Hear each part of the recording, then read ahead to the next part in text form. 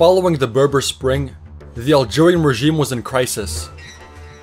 The Berber Spring cracked the foundations of the FLN's one-party regime, shaking its political base and paving the way for a democratic movement.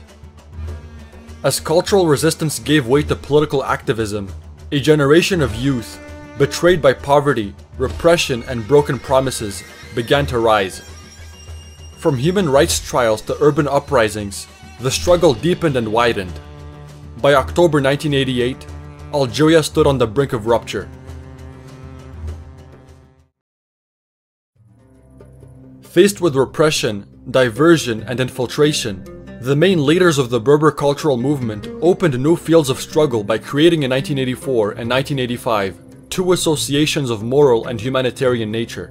The Children's Committees of Shuhada, which means the Martyrs of the War of Liberation, and the First Algerian League for the Defense of Human Rights, or the LADDH. Among the founding members of this organization was Said Saadian, a physician and psychiatrist who emerged as one of the leading figures of the 1980 Berber Spring. At the time, he was practicing at Tizi Ouzou Hospital, where he played a pivotal role in the unfolding events. He was the driving force behind the April 7, 1980 demonstration, and he organized the general strike of April 16th, which brought all of Kabyle to a standstill. For his involvement, he was among the 24 activists prosecuted during the Berber Spring.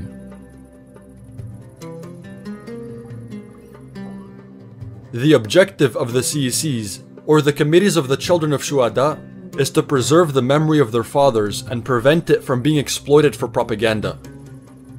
Determined to end the exploitation of their fathers' memory, the Children of Shuhada marked the 23rd anniversary of independence on July 5, 1985, by laying wreaths at martyr cemeteries in 5 cities of the country. These ceremonies were held at the same time as the government organized official ceremonies. The government treated this as a threat to state security and responded harshly.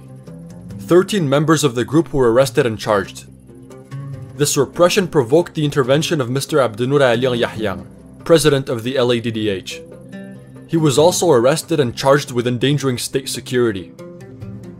Dr. Said Saadian was likewise arrested on August 21, 1985 and spent nearly 2 years in prison.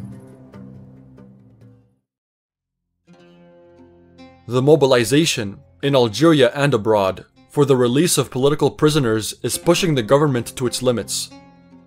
Unable by its very nature to resolve the issue of human rights through political means, the regime responded with escalating repression. Many arrests will be carried out among the founding members of the LADDH, members of the CECs, and activists of the Berber cultural movement.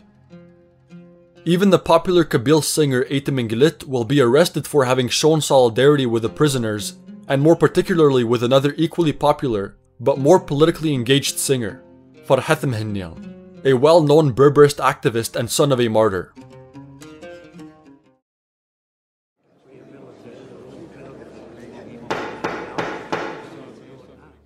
On December 15, 1985, the trials of the members of the Association of the Children of Shuhada and the leaders of the LADDH took place before the State Security Court. These trials will garner much national and international attention. At the very moment the president paid glowing tribute to the martyrs of the War of Liberation, one of independent Algeria's most significant political trials began, and ironically, most of the accused were the sons of those same martyrs. These trials were the first to take place in the presence of foreign observers, including the International Federation for Human Rights, Amnesty International, the Commission of Democratic Jurists, and both national and international journalists. Unlike the national press, the international press noted that the accusations were empty, and that the most severe sentences, up to 3 years in prison, were mainly imposed on Berberists. The president of the LADDH was sentenced to 11 months in prison. Intended to crush dissent, the trial instead became a political platform used to denounce the regime. Detainees denounced the terror and torture of the omnipresent and infamous military security, widespread corruption, and the use of legal procedures for political purposes by the regime. They demanded freedom of expression, freedom of association, and the right to disobey unjust laws. This entire political-cultural crisis took place against a backdrop of economic and social crisis never before seen since independence. For 2 decades, oil revenues had papered over the deep flaws in Algeria's economic model. But the fall in the price of oil at the beginning of the 1980s caused an economic crisis in Algeria which would exacerbate the confrontation between the people and the regime. Unemployment rates continue to increase, especially among young people. The demographic explosion combined with the economic crisis makes any solution to unemployment, in the short and medium term, unpredictable. Algeria has a birth rate of 3.2%, one of the highest in the world, worsening the housing and transport crisis. Moreover, access to education, of which the quality is mediocre at best, is limited by a policy which favors certain social groups and certain regions while excluding or limiting access to others. Young people under 30 represent 70% of the population. As Kabyle singer Matublounes describes in his autobiography, these abandoned, idle, and alienated youth became easy prey for religious fundamentalism. Their level of education is generally limited. Some must have been homeless, jobless, often without a profession, and without any real training. They often come from disadvantaged backgrounds, the sons of large families. Easy prey, indoctrinated through the mosque, they joined the resistance. The government bears responsibility. I would say that for many of them, they are disoriented and excluded, victims of a system that has never managed to integrate them. A system based on corruption, bankruptcy, and waste. When voices were raised in mosques to denounce this regime, they were the ones who listened. Things seemed simple and they followed. Their limited educational background and their social disarray were taken advantage of to recruit them. Today, we find them in the insurgency. Adding fuel to the fire, the regime injects ideology to an increasingly tense atmosphere. It provides for 2 new subjects for the baccalaureate exam: religious education and political education. Perceived by high school students as a new form of indoctrination and selection to access university, they demonstrated their discontent through peaceful marches in Algiers and Oran, and a few days later, on November 9, 1986, in Constantine.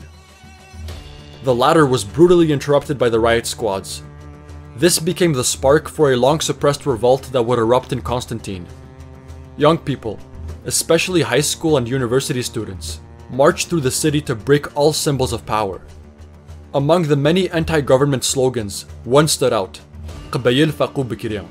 The Kabyles understood earlier. The repression was merciless.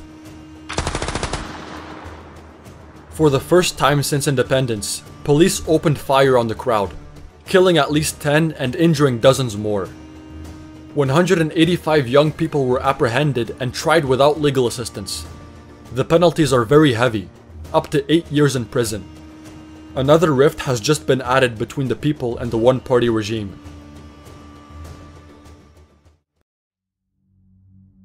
Constantine's repression will move, for a time, the confrontation between the people and the government on the ground of human rights.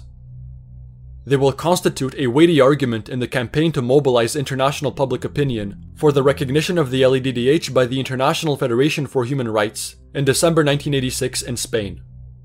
The official recognition by the FIDH of the LEDDH chaired by Alain Yahya constitutes the first setback in the government's international policy. Thus, another breach, even more important, has just opened in the regime's edifice of power. To respond to this international recognition of the LEDDH, and the risk of the latter taking charge of the defense of the families and victims of the bloody repression of Constantine, the regime again arrests 4 of its leaders, including Alain Yahya and the vice president, Mokrani Talarbian. Driven by widespread international public condemnation, the regime finds itself cornered. Either it yields to the pressure, which would be seen as an admission of failure and inconsistency, or it doubles down on repression.